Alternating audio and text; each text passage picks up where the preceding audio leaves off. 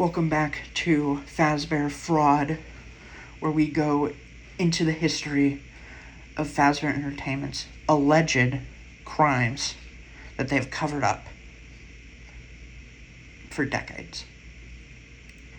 Last episode, we went over the history of our two main players, William Afton and Henry Emily, and today we're going to be going over the start of an enterprise and a tragedy. So we know that in the mid-1970s, William and Henry filed a trademark for Fredbear Entertainment.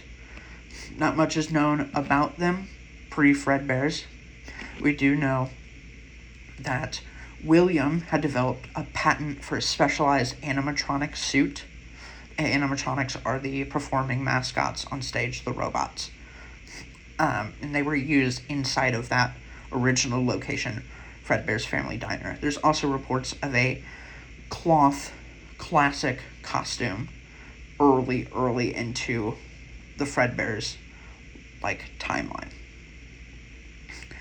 These specialized suits, they're called spring-lock suits, were designed, this is fascinating, they were designed to act as normal animatronics, and the animatronic parts could be wound back using these spring locks to fit a person inside so they could walk around and interact with guests and perform, so that there wouldn't be inconsistencies with Bonnie being on stage and Bonnie being out on the floor. The two main robots were a yellow bear and a yellow rabbit named Fredbear and Bonnie. Later on, they would retcon the name of that Bonnie to Springtime Bonnie, or just Spring Bonnie. He would show up around the spring, but it was very rare because of certain incidents that would come later down the line. So let's get into the first tragedy. In 1983, after William and his wife separated, he took care of his two children, and I use take care of very loosely. His two sons were kind of left to run amok. His oldest son, Michael, heavily bullied Evan Afton, his youngest. And this came to a head in 1983. Michael, in another one of his bullying instances, inserted Evan's head inside of the Fredbear animatronic on stage, which caused, there shouldn't be a child inside of the suit's mouth.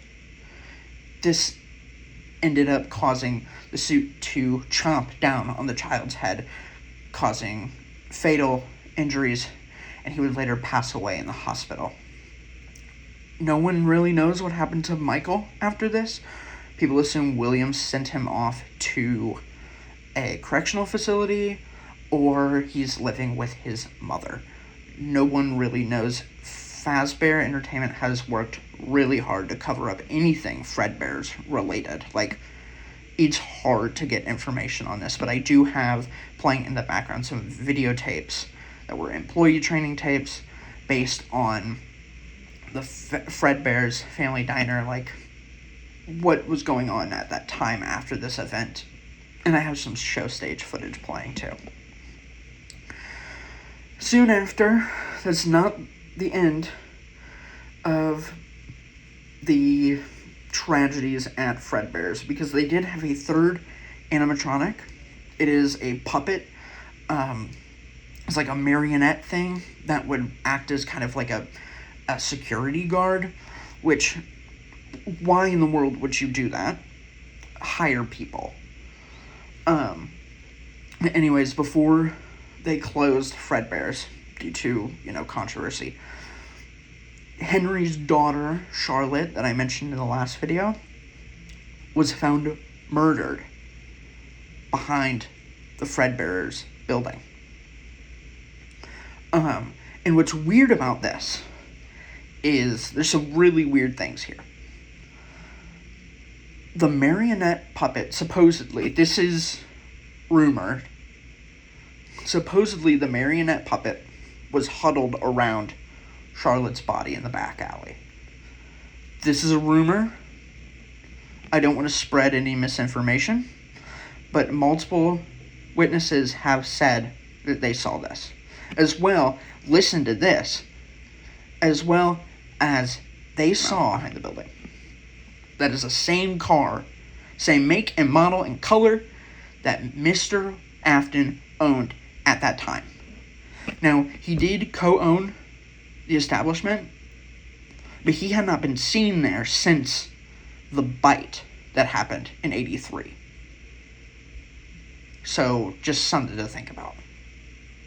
And before we get on to the first franchise location, check out my website where you can read the full timeline. If you have any information you could give me, I would appreciate it a lot. So please shoot me an email, send me a comment. Get it out there.